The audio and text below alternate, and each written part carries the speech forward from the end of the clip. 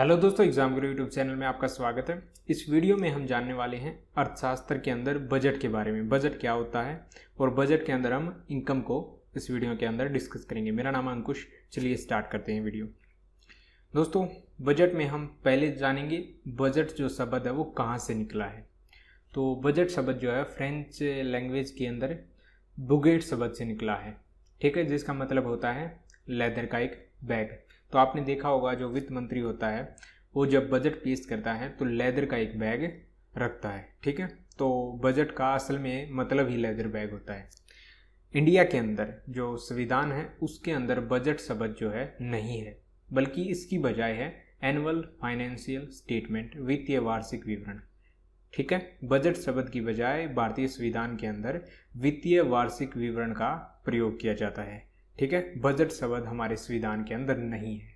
और ये किस आर्टिकल के अंदर है? आर्टिकल 112 के अंदर। तो ये आपको याद रखना है, वित्तीय वार्षिक विवरण का प्रयोग किया जाता है बजट शब्द की जगह। भारत के अंदर जो प्रथम बजट था वो जेम्स विल्सन ने पेश किया था। कब किया था? 1860 में। भारत के अंदर आज़ादी के बाद पहली बार आर के शनमुखम छेत्री ने 26 नवंबर 1947 को बजट पेश किया था, ठीक है। बजट के अंदर पूरे साल का जो खर्चा होता है या फिर जो आय होती है उसको पेश किया जाता है। तो अब चलिए समझते हैं बजट को, ठीक है। इनकम क्या होती है, एक्सपेंडिचर, ये सब बजट। दोस्तों, जो बजट है वो दो पार्ट में बांटा गया है। एक होता है इनकम जो सरकार की है, आय कहाँ से आती है। दूसरा होता है एक्सपेंडिचर जो सरकार के खर्चे होते हैं। इस वीडियो के अंदर हम आय के बारे में जानेंगे, आय कहाँ से आती है, कितने प्रकार की होती है, ये सब इस वीडियो के अंदर हम देखने वाले हैं। तो आय दो प्रकार की होती है। एक होती है रिवेन्यू जिसको हिंदी में बोलते हैं राजस्व, एक होता है कैपिटल जिसको बोलते हैं पूंजी। देखिए, जो कैपिटल होती है, कैपिटल से हम इसको समझेंगे। कैपिटल जो होती है इसके अंदर क्या होता है, जब सरकार की जो आय है, कैपिटल यानी पूंजी आय होती है, उसके अंदर फाइनेंशियल लाइबिलिटीज़ जो कर्जे होते हैं सरकार के ऊपर वो बढ़ जाते हैं, ऊपर हो जाते हैं, जब जो एसेट होते हैं वो कम हो जाते हैं। दो तरह से यहाँ पर आय होती है। फॉर एग्जांपल, जैसे अगर सरकार किसी दूसरे देश से कर्ज लेती है, IMF से कर्ज लेती है, वर्ल्ड बैंक से कर्ज लेती है, तो उससे क्या होगा, देश के ऊपर जो कर्जे होंगे वो बढ़ जाएंगे, ठीक है। या फिर सरकार के पास जो परिसंपत्तियां हैं, एसेट हैं, जैसे कि कोई ज़मीन है, बिल्डिंग है, उसको अगर बेच देती है तो उससे जो आय होती है वो कैपिटल आय होती है, पूंजी आय होती है। जबकि जो राजस्व होता है वो सीधे तौर पर लिया जाता है। इसके अंदर ना तो सरकार की संपत्तियां कम होती हैं और ना ही सरकार के ऊपर कर्जे बढ़ते हैं। जैसे रेलवे हो गया, टैक्स हो गया, ठीक है, जुर्माना हो गया, तो इन सब से सरकार को जो है इनकम होती है वो राजस्व के अंदर आती है। अगर आप कहीं पर जॉब कर रहे हैं, वहाँ से कोई इनकम होती है तो वो राजस्व के अंदर आएगी।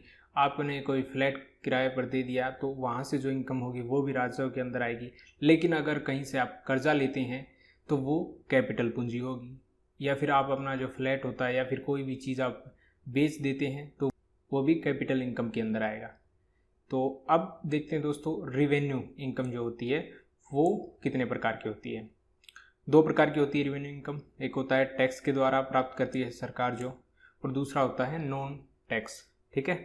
टैक्स के अंदर क्या होता है, जैसे किसी भी नाम का टैक्स अगर किसी व्यक्ति पर लगाया जाता है, किसी कंपनी पर लगाया जाता है और वसूली की जाती है तो वो होती है टैक्स की इनकम। फॉर एग्जांपल GST से, कॉरपोरेटिव टैक्स, ठीक है, उन सब से जो इनकम होगी वो टैक्स के अंदर आएगी। जबकि नॉन टैक्स के अंदर वो आता है जहाँ से, वैसे तो कर तो हर जगह होता है, टैक्स तो हर चीज़ पर होता है, लेकिन इसके अंदर टैक्स से पैसा नहीं लिया जाता है, किसी भी प्रकार के टैक्स का यहाँ पर यूज़ नहीं किया जाता है। जैसे रेलवे से जो इनकम होती है, ठीक है, वो आय जो होगी वो नॉन टैक्स के अंदर आएगी।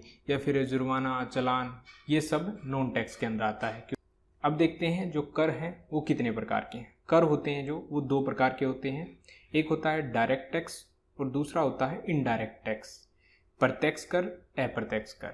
देखिए, जो डायरेक्ट टैक्स होता है ये होता है नॉन ट्रांसफरेबल, जैसे इनकम टैक्स। यहाँ पर हम सोचते हैं कि जो सीधे तौर पर लिया जाएगा वो होगा डायरेक्ट टैक्स और जो इनडायरेक्टली लिया जाता है वो होता है इनडायरेक्ट टैक्स। नहीं, इसका मतलब होता है जो डायरेक्ट टैक्स होता है उसको हम किसी दूसरे पर नहीं डाल सकते। जैसे यहाँ पर इनकम टैक्स जो है, अगर आपके ऊपर इनकम टैक्स लगता है तो आपको वो इनकम टैक्स देना ही होगा, वो आप किसी दूसरे व्यक्ति के ऊपर नहीं डाल सकते। तो ये नॉन ट्रांसफरेबल होता है जो डायरेक्ट टैक्स होता है।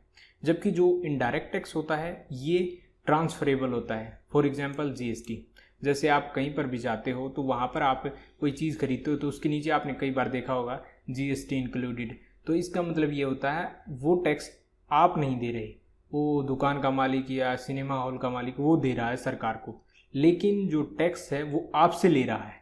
ठीक है, उसने टैक्स जो है आप पर ट्रांसफ़र कर दिया। तो इस हिसाब से वो जो टैक्स होगा वो इनडायरेक्ट टैक्स कहलाएगा। ठीक है, तो दो तरह के टैक्स होते हैं, डायरेक्ट टैक्स जो ट्रांसफ़र नहीं किया जा सकता किसी दूसरे व्यक्ति पर, इनकम टैक्स उदाहरण के लिए ये, और दूसरा होता है इनडायरेक्ट अप्रत्यक्ष कर जिसको हम दूसरे व्यक्ति पर टाल सकते हैं, जीएसटी। ठीक है, तो इस वीडियो में हमने जाना बजट के अंदर जो इनकम है वो कितने प्रकार की होती है और कहाँ से प्राप्त होती है। आपको ये वीडियो कैसा लगा हमें कमेंट बॉक्स में ज़रूर बताइए। वीडियो पसंद आया तो इसे लाइक करें, शेयर करें, चैनल को सब्सक्राइब जरूर कर दें। Thanks for watching.